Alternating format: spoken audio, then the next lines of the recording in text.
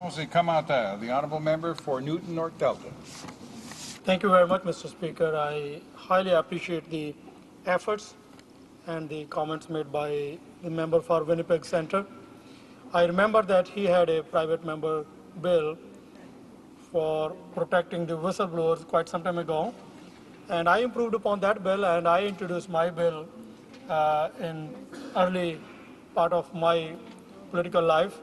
In fact, that bill didn't get to see the light of the day in the House of Commons, so I had to reintroduce my private member bill, and that was debated in the House, and it was surprising, Mr. Speaker, that the Liberals didn't support either of these bills, and the efforts by other opposition MPs to introduce protection for the whistleblowers.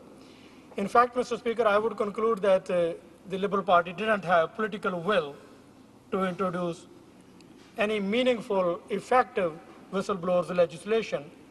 In fact, after 12 years, when this government has been ridden by scandal after scandal after scandal, and their corruption became very evident to all Canadians, then they were forced to have a whistleblower legislation in place. Then they came up with a half-hearted approach. So I think that, ever since Bill C-25 and C-11 have been introduced, and I compliment all the opposition parties that they have worked significantly hard and effectively in the committees to improve upon this bill. And finally, we have a legislation before us that is better than what it was before. Of course, it is not perfect yet. I would like to ask the honourable member for Winnipeg Centre, does he believe that the Liberal Party didn't have the political will right from the beginning, and it is the efforts of the private members of this House to force upon the government to come up with a meaningful whistleblowers legislation, which is still not perfect. So I would like to see, and if he could comment on that. The honourable member for Winnipeg Centre. Well, thank you, Mr. Speaker, and thank you to my colleague from Newton North Delta. I would certainly concur that it was the efforts of opposition party members who forced the issue until it reached such a critical mass that the government could not ignore it. I recognize my colleague from Newton North Delta was very aggressive in his pursuit of whistleblowing legislation. I read the bills that he's introduced on this subject. They were very similar to the ones that I had on my own, and very similar to the one that was introduced by the Bloc Québécois in 1996 in the 35th Parliament, I believe, which actually had it right from the beginning that the officer, the whistleblower officer, should in fact be an independent officer of Parliament.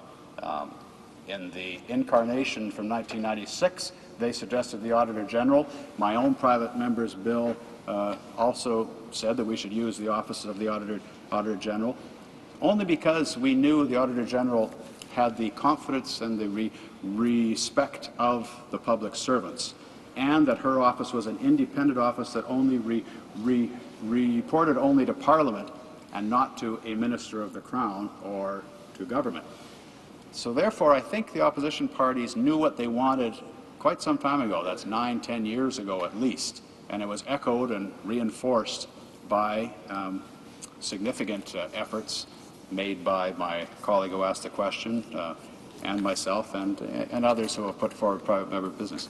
So it is, again, it's a example of the advantage of minority parliament when you're advancing some of these soft issues, I will say, non-monetary issues, the issues that advance and elevate the status of the public servants or working conditions of public servants.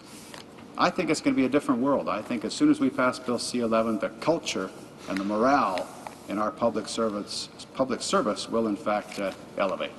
Thanks, Mr. Speaker. Questions and comments. Questions et commentaires. The honourable member for Mississauga South.